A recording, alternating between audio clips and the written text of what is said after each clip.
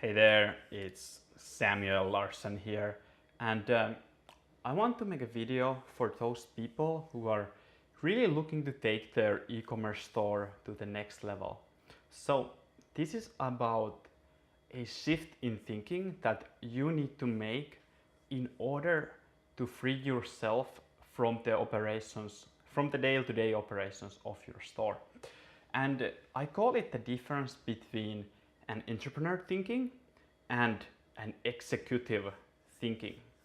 Now, let's say you are most likely a owner operator. You could call yourself a technician when it comes to your store.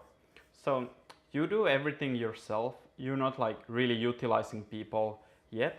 And that makes sense because you started this alone, you grew the store alone, and you've always been good alone.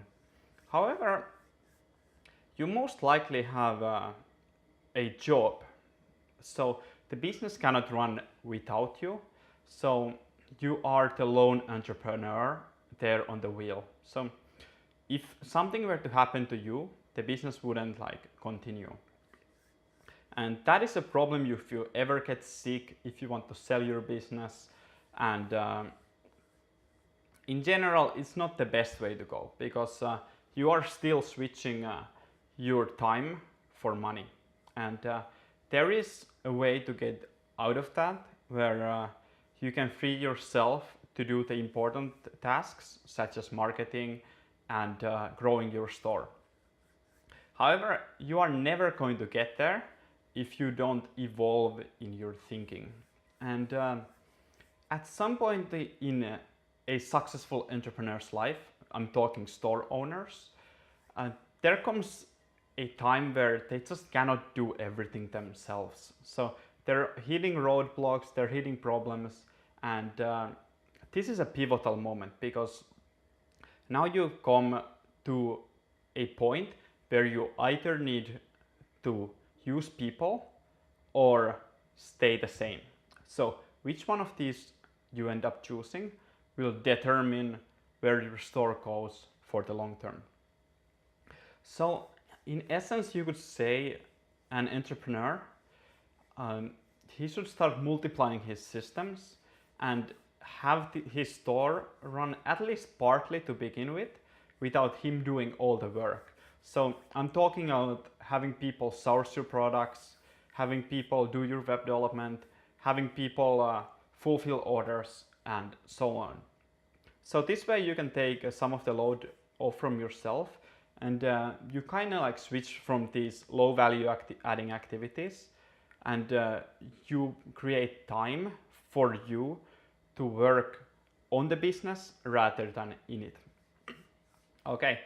However, sadly, this is a point where a lot of entrepreneurs get stuck. So they never take that leap of faith, so to say, because hiring your first employee can be a big leap. And if you are used to not trusting people, you have never done it before, it can be intimidating and it's easy to put that off. To be frank, hiring somebody takes a bit of balls. You know, it takes ambition to grow, but also humbleness in a sense that you will be admitting that you are no longer able to grow this company just by yourself. And you really need to pull the trigger when it happens, because it's so easy to procrastinate on this decision. So it does take really a go-getter attitude. Now, essentially when you make your first full-time hire, I'm not just talking about having a freelancer for a couple hours to do your blog posts or something like that. Then once you do that full-time hire, you are actually making a statement. You are committing to taking somebody under your wing and saying that this company right now will be able to grow and support 2 people from now. And this has been on my mind lately because I just made my first full-time hire myself. And in a way, I did switch from just entrepreneur, solopreneur, doing everything myself, to actually this more of an executive thinking where I am actually leading the company, I'm setting the direction, and I'm delegating a lot more. Now, it is also a switch in thinking where you are thinking more in terms of company's finances and not just in terms of your own money. So it is company's money and the decisions are made accordingly when you really switch your thinking. So the money is there for the company to invest and for that to do well. So it's not in a sense your retirement fund anymore. And as long as it's within the company, it is company's money. And as a result, an executive will invest this money objectively and you could say like coldly without being too attached to it. So the money is less personal from this point on. So the executive in his thinking, he's no longer trying to really find a working business model. He's not trying to find products that work. Rather, he's trying to find the direction. He's trying to set up positioning, branding, working on that kind of things. Like fine-tuning the system rather than like setting a whole new system and testing that. And this is probably the biggest distinction there is. Whereas an entrepreneur is more like looking to validate and test his grand ideas, the executive is looking to position his company. And the goal of the executive is to have good processes in place so that he doesn't have to be there 24/7. So the working business model is really the difference. And instead of exploring, an executive is exploiting mostly. You know, you're just like you have the market, you know what works, and you're going after what works. Okay. I would say the third biggest distinction is really just leveraging people to run the company. So the executive is mostly using help and leveraging people to get what he wants.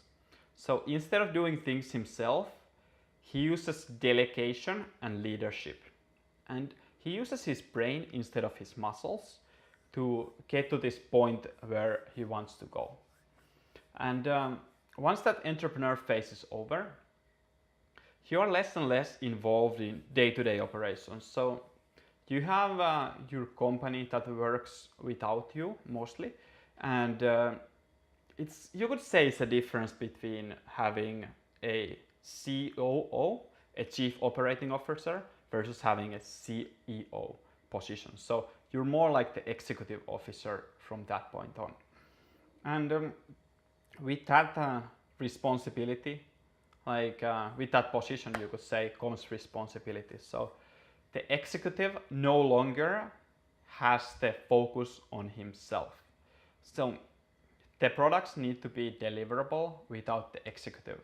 And you will need a production line, but you will never go to a big company and see the CEO there on the production line putting it together day to day. He might visit it and he might try it out, but he wouldn't be there to put those pieces together. He's more like a thought leader, okay? That is the work of an executive.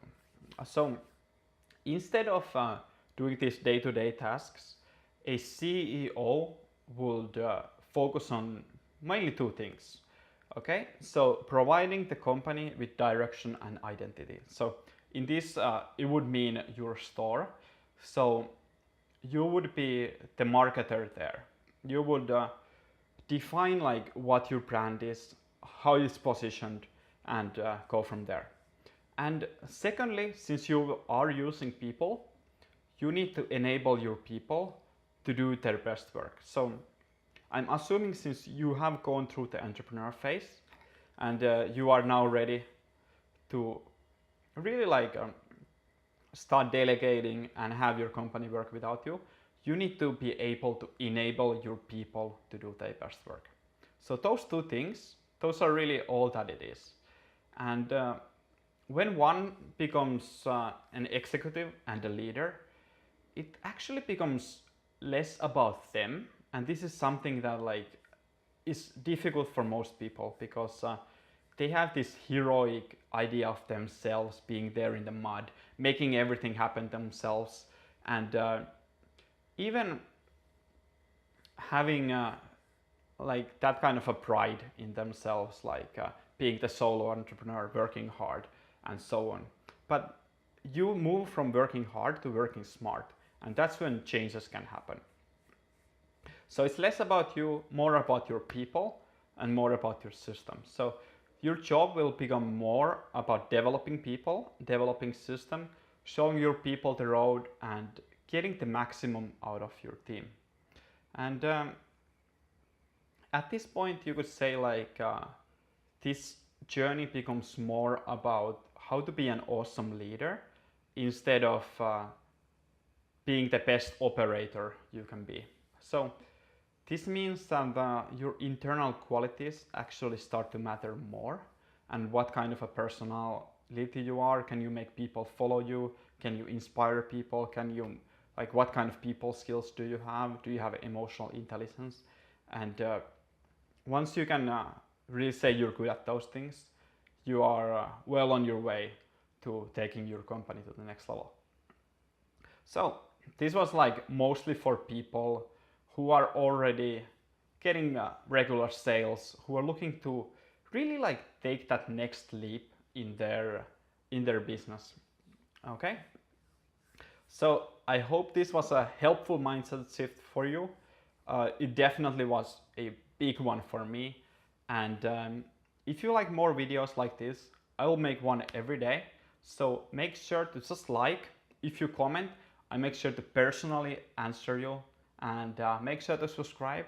Lots of good videos coming up. I'm only getting started, and see you on the next one. Okay, take care. Thanks.